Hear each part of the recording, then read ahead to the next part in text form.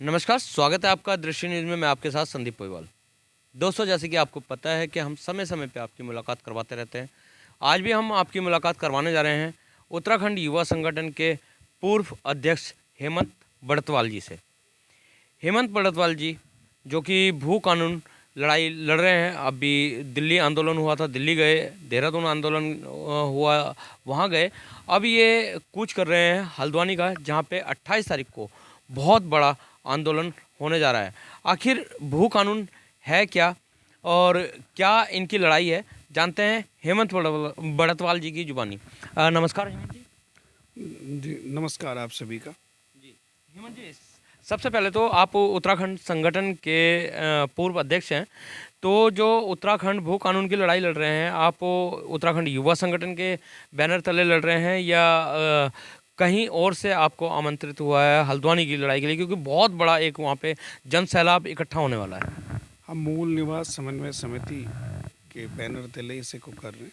हम नहीं चाहते कि जो ये आंदोलन है वो बटे। उत्तराखंड युवा संगठन का और क्योंकि मैं राज्य आंदोलनकारी हूँ, तो हमारा एक संगठन है उत्तराखंड राज्य आंदोलनकारी संयुक्त मंच, उन सब का भी समर्थन है। और आपने अभी देखा होगा हमारी जो तमाम इस क्षेत्र की जो कॉलोनियाँ हैं, उनके अध्यक्षों ने भी इस मूल निवास और भू कानून में हमारा समर्थन किया है। और ये जो लड़ाई है पूरे उत्तराखंड की लड़ाई है, उत्तराखंड के नौनिहालों के, उत्तराखंड के भविष्य के लिए। तो सभी मातृशक्ति, राज्य आंदोलनकारी, युवा शक्ति और बुद्धिजीवी वर्ग का हमें समर्थन है। और ये समर्थन आपको देहरादून में देखने को मिला, जब जहाँ 2.25 लाख के लोग शामिल हुए निस्वार्थ भाव से।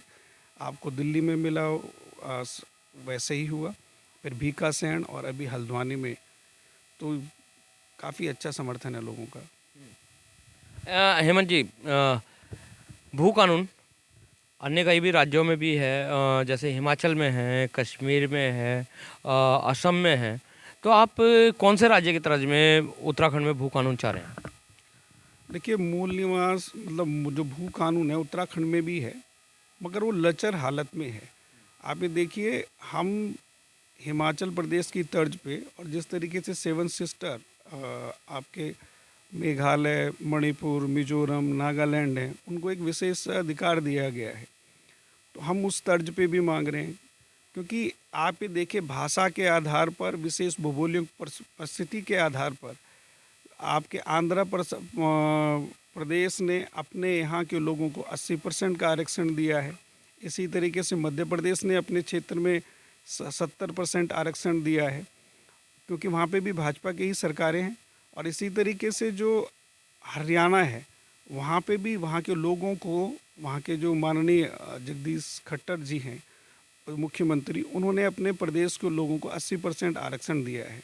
तो मूल निवास भू कानून का मतलब ये है कि यहाँ के लोगों के अधिकार को संरक्षित करना, और ताकि उनका संवर्धन हो सके, क्योंकि ये प्रदेश एक बहुत छोटा सा प्रदेश है, जिसको संरक्षित करना ना कि उत्तराखंडियों का दायित्व, बाकी पूरे भारतवर्ष का भी दायित्व है। आपने बात करी है सरकार की, भाजपा सरकार है। तो भाजपा सरकार तो उत्तराखंड में भी है, फिर क्यों वंचित रखा जा रहा है? भू कानून या मूल निवास की समस्याओं को क्यों नहीं सुना जा रहा है, क्यों नहीं उजागर किया जा रहा है? ऐसा है कि अभी तक तो पिछले 23 वर्षों में लूट खसूट रही है। जिनको हमने रहबर समझा, जिनसे हमें बहुत ज़्यादा उम्मीदें थी, वो पहले वर्ष से ही ध्वस्त होती गई। क्योंकि हमारे उत्तराखंड के सबसे पहले जो मुख्यमंत्री रहे हैं श्री नित्यानंद स्वामी जी, वो यहाँ के मुख्यमंत्री बने। दूसरा ये है कि वो श्री नित्यानंद स्वामी जी 28 वर्षों तक एक संवैधानिक पद पर यूपी में भी जो है संगठन में मंत्री रहे। और उस समय एक समन्वय समिति बनी थी, उस समन्वय समिति में स्वर्गीय श्री इंदिरा हृदयेश, भगत सिंह कोश्यारी, ये सब लोग थे। इन लोगों को उस समय चाहिए था कि यहाँ ज़मीन को संरक्षित किया जाए। जिस तरीके से हिमाचल प्रदेश 1971 में बना था, वहाँ के तत्कालीन मुख्यमंत्री ने सबसे पहले वहाँ की ज़मीनों को, उनको पता था कि ये प्रदेश अभी लाचार है, उस तरह की अवस्था नहीं है, तो उन्होंने सबसे पहले भूमि को संरक्षित कर दिया। यहाँ वो सब नहीं हुआ। यहाँ जो भी भू कानून लागू किया गया, उसमें थोड़ा बहुत जो काम किया हमारे परम आदरणीय श्री भुवनचंद खंडूरी जी ने किया। उन्होंने 500 मीटर से 250 मीटर तक की ज़मीन बाहर वाला ले सकता है। हम उत्तराखंडी होने के नाते, क्योंकि हम भी लोग दिल्ली में, देहरादून में, दिल्ली में, बॉम्बे में बड़े ज़्यादा में हम प्रवासी हैं, वहाँ पे रहते हैं। हम यहाँ पे किसी के आने का विरोध नहीं कर रहे, मगर हमारा विरोध तो उन माफियाओं को है जो कि उत्तराखंड को 1 घंटे में खरीद सकते हैं। हुआ क्या है, उत्तराखंड बनते के साथ में ही जब ये नया प्रदेश बना तो इस प्रदेश के अंदर पंजाब, हरियाणा, दिल्ली, मध्य प्रदेश, तमाम जो माफिया है वो एकदम यहाँ पे घुस गए। क्योंकि जब ये प्रदेश बना तो यहाँ के लोगों के पास उतना पैसा नहीं था कि वो संरक्षित कर सके अपने आप को। उन लोगों ने आकर के यहाँ पे औने पौने दाम पे ज़मीनें खरीदी और कॉलोनियाँ काटी और ज़मीनों में इस तरीके से काबिज होते चले गए। सबसे पहली बात है कि करप्ट मामला रहा है, भ्रष्ट ऑफिसरों का रहा है, भ्रष्ट नेताओं का रहा है, माफियाओं का रहा है, खनन में रहा है। यहाँ तो कई ऐसी चीज़ें हैं जिसका लूट खसोट जो है वह राम नाम की लूट है, वो सब होती ही रही। तो उसका विरोध होना ज़रूरी है, क्योंकि यदि आपको पहाड़ बचाने हैं तो मैदान बचाने पड़ेंगे, मैदान बचाना है तो पहाड़ बचाने पड़ेंगे, एक दूसरे का पूरक है। इन्होंने उस चीज़ का ध्यान रखा ही नहीं है। अभी कोई गंगा मिनरल वाटर यहाँ पे खोल लेता है तो उत्तराखंड को रॉयल्टी नहीं देता, वो तो केवल यहाँ का दोहन करता है, यूज एंड थ्रो। वो बोलते हैं ना, दम यार किसके, दम लगाए किसके। उत्तराखंड के अंदर वही स्थिति रही है। यहाँ सिटकुल बनाया गया, रुद्रपुर फिर पिटकुल, इसी तरीके से दोबारा उसको एक्सटेंशन किया गया। कहा गया कि उत्तराखंडियों को 80% आरक्षण मिलेगा, फर्स्ट प्रायोरिटी, पहली रोटी पहला हक यहाँ के लोगों को मिलेगा, जिन लोगों ने दिया ही नहीं। इसीलिए तो युवाओं में, मातृशक्ति में, आंदोलनकारियों में, बुद्धिजीवियों में भारी आक्रोश है। इसी बात को लेकर के 24 दिसंबर 2023 को परेड ग्राउंड में 2.25 लाख की जो रैली निकली वो निस्वार्थ भाव से निकली। सब लोगों का एक ही मांग, एक ही कानून कि लेके रहेंगे भू कानून और मूल निवास। ये जनता की आवाज़ है जिसे सरकार दबा नहीं सकती। आप वर्षों से इसका दोहन करते जा रहे हैं। जब अन्य प्रदेशों में आपने उनको दिया हुआ है, ये हमारे संविधान 19 में आता है। 19 के अंदर ये भी है कि जो मूल निवास का मतलब ये है कि चाहे वो दिल्ली में रहे चाहे कहीं का भी रहे, उसको अपने क्षेत्र में ही मूल निवास का फ़ायदा मिलेगा। मगर यहाँ पे क्या होता है, हरिद्वार में ही देखो, आप देखेंगे मूल निवास जाली बना करके 600 पुलिस वाले यहाँ नौकरी कर लेते हैं, जाली दस्तावेज बना करके अध्यापक यहाँ नौकरी कर लेते हैं। आप बताइए, एक अध्यापक की तनख्वाह 80,000 या 1 लाख है। अगर वो 80, क्योंकि वो तो पूरा ही डुप्लीकेट है, उसके तो सब कुछ दस्तावेज नकली हैं। वो क्या करेगा, शासन प्रशासन जो भ्रष्ट लोगों को, मान लीजिए 1 लाख रुपए तनख्वाह या 80,000 है, 30-40 हज़ार रुपये महीने का दे देता है, तो उसके खिलाफ कौन बोलेगा? क्योंकि ये क्या है, लूट खसोट उत्तराखंड में बहुत ज़्यादा बढ़ गई है। मूल निवास कोई भी भारी बना लेता है। आप देखें, बांग्लादेशी हो, रोहिंग्या मुसलमान हो, इतनी ज़्यादा आबादी पूरे भारतवर्ष में उत्तराखंड की बढ़ी है 32%, कहीं पे 8% बढ़ी, कहीं पे 10% बढ़ी और यहाँ पे 32% बढ़ी। क्योंकि ये उत्तराखंड का जो प्रदेश है वो 70% पूरा हरित प्रदेश है, बाकी बंजर भूमि है थोड़ी बहुत। क्योंकि 54 लाख हेक्टेयर भूमि जो है पूरी उत्तराखंड की है, जो रकबा है उत्तराखंड का, जिसमें से 34 लाख हेक्टेयर भूमि हरा भरा है और बाकी जो ज़मीनें बच रही हैं कोई बंजर भूमि उससे हटा करके, इस समय वर्तमान में केवल 4% खेती की ज़मीन बची है।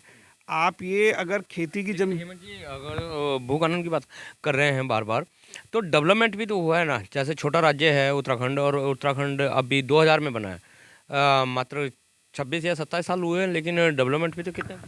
नहीं भाई, आप जिस डेवलपमेंट को बोल रहे हैं, क्या यहाँ के लोगों को यहाँ नौकरियाँ मिली?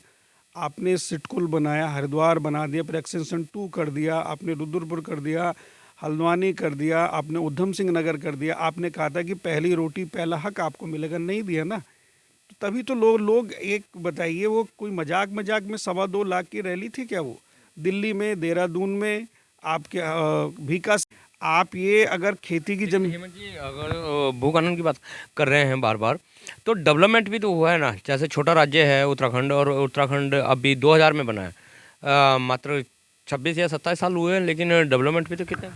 नहीं भाई, आप जिस डेवलपमेंट को बोल रहे हैं, क्या यहाँ के लोगों को यहाँ नौकरियाँ मिली? आपने सिटकुल बनाया, हरिद्वार बना दिया, फिर एक्सटेंशन 2 कर दिया, आपने रुद्रपुर कर दिया, हल्द्वानी कर दिया, आपने उधम सिंह नगर कर दिया। आपने कहा था कि पहली रोटी पहला हक आपको मिलेगा, नहीं दिया ना। तो तभी तो लोग एक बताइए, वो कोई मजाक मजाक में 2.25 लाख की रैली थी क्या? वो दिल्ली में, देहरादून में, आपके भीकासैंड में, अभी हल्द्वानी में हो रहा है। जब लोगों का हक और हुकूक मारे गए, उनको अपना अधिकार मिला नहीं है, तभी तो जनता आक्रोशित है। जनता को, सरकार को समझना पड़ेगा। पहला हक, पहला रोटी का हक आपने कहा था कि यहाँ के लोगों को मिलेगा, आपने नहीं दिया। ये बड़ी एक प्रॉब्लम है, और उसको लेकर के जनता में भारी आक्रोश है। अभी मूल निवास की आप अगर तो बात कर रहे हैं, तो मूल निवास को लेकर, जैसे कि 2000 में उत्तराखंड राज्य की स्थापना हुई है, और उससे पहले के जो लोग यहाँ पे रह रहे हैं, बाहर से आके दिल्ली, मेरठ, हरियाणा जो भी रह रहे हैं, तो वो भी तो उसी कैटेगरी में शामिल हुए ना। उनका भी तो मूल निवास उत्तराखंड ही हो गया अब। जो यहाँ पे रह रहा है वो यहाँ का है। मेन बात क्या है, मूल निवास का मतलब ये नहीं होता कि आप 5 साल या 2 साल या 10 साल में आए, आपका यहाँ का मूल निवास बन गया और आपको अपने क्षेत्र का भी लाभ ले रहे हैं, यहाँ पे भी आप लाभ ले रहे हैं। मूल निवास का मतलब होता है जो संवैधानिक पत्र में जो जहाँ का है उसको वहाँ का फ़ायदा मिलेगा। अभी हो क्या रहा है, उनको वहाँ का भी फ़ायदा है, यहाँ का भी फ़ायदा है। और यहाँ वालों को कहाँ का फ़ायदा है? वो दिल्ली में, बॉम्बे में, चंडीगढ़ में बर्तन और भांडे मांज रहा है, वो भी नहीं हो सकता ना। तो लोगों में तो आक्रोशित है वो। आप देखिए, जब हमने उत्तराखंड आंदोलन के लड़ाई लड़ रहे थे, तो एक स्वप्न देखा था कि हम अपना एक स्टेट बनाएंगे जिसमें हमारी सरकार होगी, हमारे हुकूक होंगे, हम अपनी बात रख सकेंगे, अपनी संस्कृति, अपनी धरोहर, जल, जंगल, ज़मीन, जो भी हमारी धरोहर है उसको संरक्षित कर सकेंगे। वो तो अभी तक हम कर ही नहीं सके। अभी हमारी ज़मीन ही कितनी बची है, सारे पहाड़ों में देखो पूरा लोग काबिज होते जा रहे हैं। फिर आपको एक चीज़ समझना पड़ेगा कि जो ये भू कानून जो है, ना कि उत्तराखंड के लिए बल्कि पूरे भारतवर्ष के लिए ज़्यादा ज़रूरी है, क्योंकि गंगा यमुना वहाँ से निकलती है। वहाँ के जो पहाड़ हैं उतने स्वाभिमानी हैं, वहाँ पे ज़्यादा छेड़छाड़ नहीं कर सकते। वो सेक्टर जोन 5 में है जहाँ सबसे ज़्यादा भूकंप का खतरा है। ठीक है, आपने डैम तो बना दिए, कल मान लीजिए कल कोई बहुत बड़ा भूकंप आता है, जैसा अभी यहाँ टर्की में आया था 7 पॉइंट या अभी 8 कुछ करके अभी जापान पे भी आया, उतने में आता तो आपके सारे डैम टूट जाएंगे, दिल्ली तक डूब जाएगी। आप क्या सोच रहे हो? जगह जगह आपने गंगा की अविरल धारा को रोक दिया गया, जो कि निरंतर बहनी चाहिए। जगह जगह आपने डैम बना दिए। पहले इतनी बिजली गिरने की घटनाएं इतनी नहीं होती थी जितना अब हो गए, क्योंकि जो उत्तराखंड के जो पहाड़ हैं वो बहुत कच्चे हैं। वो आप हिमाचल से या जम्मू एंड कश्मीर से उसकी तुलना नहीं कर सकते। दूसरा ये है कि उत्तराखंड का जो विशेष भौगोलिक परिस्थिति है, उसका बॉर्डर चाइना से लगता है। जिन लोगों ने पहाड़ों को, मैदानों को हजारों वर्षों से सींचा है अपने खून पसीने से, आज आप उसको दरकिनार कर रहे हैं। अभी क्या है कि बाहर के मतलब माफिया कितनी भी ज़मीन खरीद ले, फिर वो उसका जो लैंड यूज है वो चेंज करके कॉलोनियाँ काट दे। हो क्या रहा है वहाँ? आप उत्तराखंड माना जाता हरा भरा प्रदेश, जड़ी बूटियाँ हैं, संस्कृति है, आप कंक्रीट का जंगल बना देंगे क्या इसको? फिर क्या रहेगा उत्तराखंड में? लोग देखने के लिए यही तो आते हैं, झरने आते हैं, नदी आते हैं, और यहाँ पे पर्यटन के लिए आते हैं, क्योंकि वो अपने आप को धार्मिक आस्था को जोड़ करके देखता है। वो कंक्रीट के जंगल देखने के लिए नहीं आ रहा। आप उसके मेन स्वरूप को चेंज कर रहे हैं। उस स्वरूप को बचाए रखने के लिए भू कानून बहुत ज़रूरी है। हेमंत जी, आपने स्वरूप को बचाने की बात करी है, तो एक सवाल यहाँ पे और भी बनता है कि उत्तराखंड में अभी तक जितने मुख्यमंत्री बने वो पहाड़ से ही आते हैं। जैसे अभी हाल में धामी जी हैं, हरीश रावत जी आए हैं, कोश्यारी जी आए, और भुवन चंद खंडूरी जी आए। मतलब अधिकतर जो मुख्यमंत्री हैं, निशंक जी हुए, पहाड़ से हैं। तो क्या ये पीड़ा उन लोगों को नहीं दिखाई दे रही है कि पहाड़ से निरंतर पलायन हो रहा है? और जैसे आपने अभी बात करी है, रोहिंग्या मुसलमान आ रहे हैं, बांग्लादेशी आ रहे हैं, तो उन लोगों को नहीं दिख रहा है कि भारी व्यक्ति यहाँ पे घुसपैठ कर रहे हैं? तो क्यों नहीं वो इस चीज़ को आवाज़ उठाते हैं? जैसे अभी आप बीजेपी की भी बात कर रहे थे, तो बीजेपी सरकार है अभी तो। देखिए ऐसा है, जब उत्तराखंड 23 वर्ष पहला बना था तो हमारे मुख्यमंत्री जो स्वर्गीय श्री नित्यानंद स्वामी जी, वो भी नारनौल से थे, हरियाणा से थे। जो राज्यपाल बने सूरज सिंह बरनाला, वो भी हरियाणा से। तो पहला मुख्यमंत्री तो बाहर का था। मगर बात ये जो जिनसे हमारी उम्मीदें थी, उन्होंने तो कुछ नहीं किया ना। उन्होंने क्या किया? आप चुनाव जीतने के लिए, केवल जीतने के लिए, केवल सत्ता के लिए लोगों का दुरुपयोग किया गया कि हम आपको देंगे, आपके अधिकारों को देंगे। मगर आप केवल हमारे मन में भी मोदी है, ऊपर से नीचे है भाई। उन्होंने धारा 370 हटा दी, वहाँ पे राम मंदिर बना दिया, वो हमारे दिल में है। मगर भैया जहाँ पे राष्ट्रीयता होती है, वहाँ पे क्षेत्रीयता का भी ख्याल रखना चाहिए। वहाँ का जो भौगोलिक जो एक वो है समीकरण है, उसको चेंज नहीं करना चाहिए। तो पूरा समीकरण आपने चेंज कर दिया है। अब देखिए यहाँ की आबादी कितनी है, 1 करोड़ 4 लाख, 4 लाख में से 42 लाख बाहर के। फिर क्या हो गया, सारा डिसीजन वो सारा चेंज हो गया। फिर कुछ लोग जो है, भारत का कोई भी नागरिक उत्तराखंड में आकर के रहे, यहाँ तक का विदेशों का भी रहे, उसका स्वागत है। हमारा तो केवल विरोध उन माफियाओं का है जिनको उत्तराखंड से, भारतवर्ष से कोई लेना देना नहीं है। उनको नदी, झरने, पेड़, जंगल, इनमें आधिपत्य करके पूरा कंक्रीट बना दो, यहाँ के जो प्राकृतिक संसाधनों को लूटो और यूज एंड थ्रो, मतलब दम यार किसके, दम लगाए किसके, वो खिसक जाएंगे।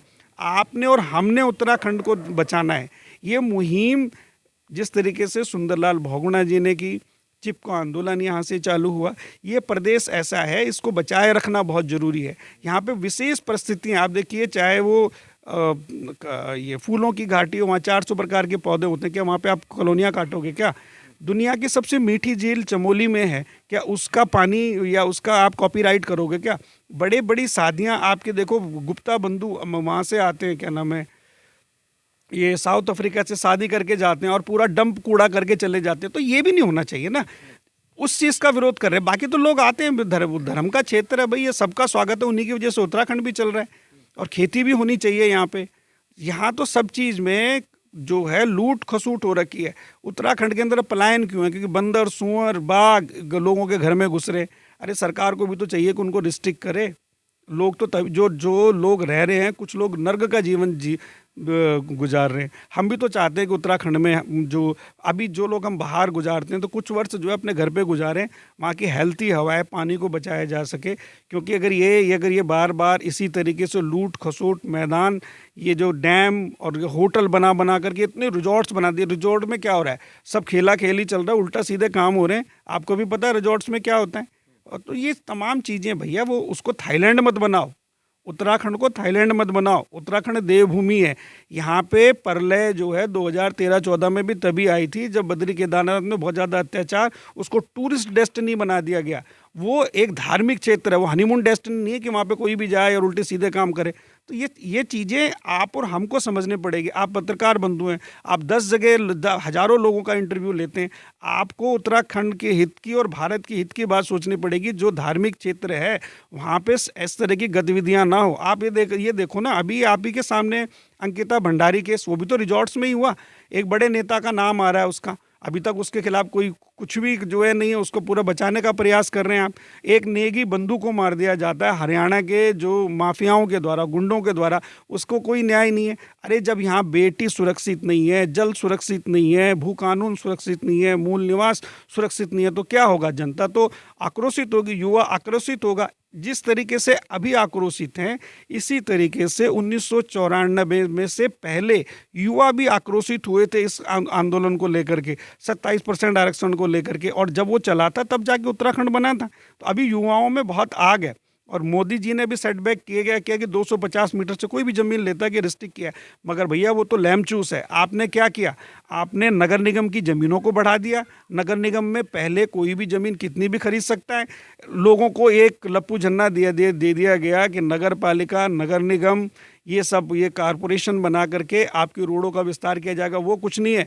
वो पहाड़ में अलग जगह नगर निगम, नगर पालिका बना करके कि बाहर के जिनके पास पैसा है, माफियाओं, वो तो कितनी भी ज़मीन खरीद लेगा। मेन तो हिंदुस्तान का जो आखिरी गरीब है, मान लीजिए उसके पास 20 या 25 लाख है, उसका भी तो उत्तराखंड में रहने का दिल करता है ना। तो ज़मीनें महंगी हो जाएंगी, वो कहाँ से ले लेगा? अगर तो आंदोलन की बात कर लेते हैं, तो चलते चलते एक आखिरी सवाल हमारा कि हरिद्वार जिला पूरे उत्तराखंड में सबसे बड़ा जिला कहलाता है। तो ये आंदोलन जो है देहरादून से, दिल्ली से, अभी हल्द्वानी से। सवाल हमारा कि हरिद्वार ज़िला पूरे उत्तराखंड में सबसे बड़ा ज़िला कहलाता है, तो ये आंदोलन जो है देहरादून से, दिल्ली से, अभी हल्द्वानी से, तो आपके द्वारा हरिद्वार ज़िले से क्यों नहीं आवाज़ आपकी केंद्र तक पहुंच सकती? हरिद्वार में भी तो इस तरीके का आंदोलन होने चाहिए। नहीं, हरिद्वार में हो रहे हैं, हरिद्वार के लोगों के समझ में आ रहा है। यहाँ तो चक्कर ये है, यहाँ के एक विधायक हैं, खानपुर विधायक हैं, वो तो जो है पहाड़ी मैदानी कर रहा है। उसको तो उनका तो ये कहना है कि भाई जब भी कोई यहाँ मैदानी कोई नेता कोई खड़ा होता है उसे ख़त्म कर दिया जाता है।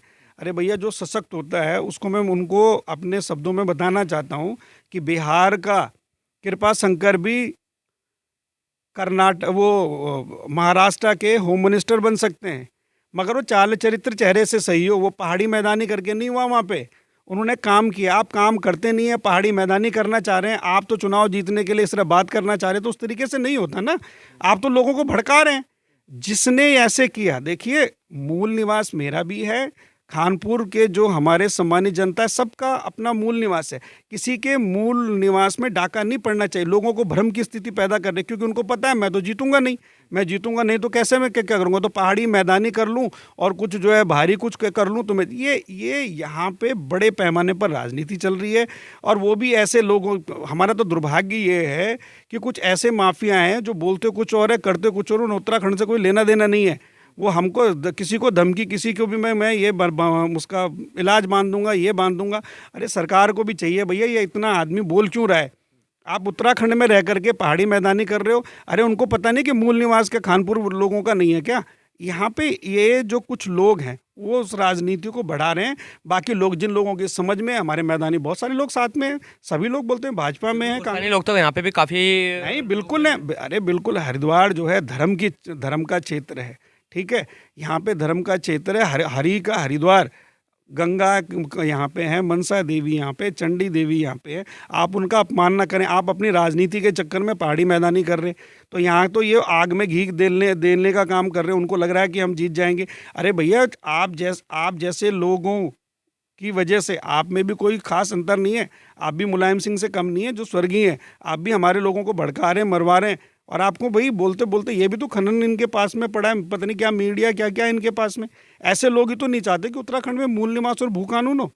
तो ये तो हमारी बात आगे तक जा रही है। जो लोग साथ में हैं भाई, जो भारतवासी है, जो हिमालय को संरक्षित करना चाहता है, हिमालय या बद्री केदारनाथ मेरा नहीं है, मेरा पूरे भारतवर्ष का कॉपीराइट है भाई। वो राम मंदिर बनाया तो क्या वो केवल अयोध्या वालों का हो गया?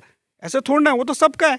ये तो बद्री केदार जो भी इलाका है ये पूरे भारतवर्ष का, इसको संरक्षित करने की बात है। इसे कंक्रीट के जंगल से बचाया जा सके, यहाँ के लोगों को मूल हक, मूल अधिकार, पहली रोटी पहला अधिकार उनको मिले। जंगल जमीन बचाने, इसीलिए अगर आपको शहर बचाना है तो गांव बसाने पड़ेंगे, और अगर गांव बचाना है तो शहर बसाने पड़ेंगे। एक आबादी का प्रतिशत होता है, उसका असंतुलन ना बनाया जाए। इसमें असंतुलन बना करके और अपनी राजनीति को सेकने के लिए आप जो कर रहे हो वो ठीक नहीं है। बहुत बहुत धन्यवाद हमारे चैनल में जुड़ने के लिए। तो ये थे हमारे साथ हेमंत जी, जिन्होंने बताया है कि जो आने वाला भविष्य है उसको बचाने के लिए ये लड़ाई लड़ी जा रही है, क्योंकि जल जंगल ज़मीन भी बहुत ज़रूरी है। और इन्होंने संक्षेप में पूरा वर्णन हमारे आगे माध्यम से आपके आगे रख दिया कि आखिर भू कानून है क्या। तो इसी के साथ मिलवाते रहेंगे, इसी तरीके के खास शख्सों के साथ। जब तक के लिए दीजिए इजाज़त। जय हिंद, जय भारत, जय उत्तराखंड।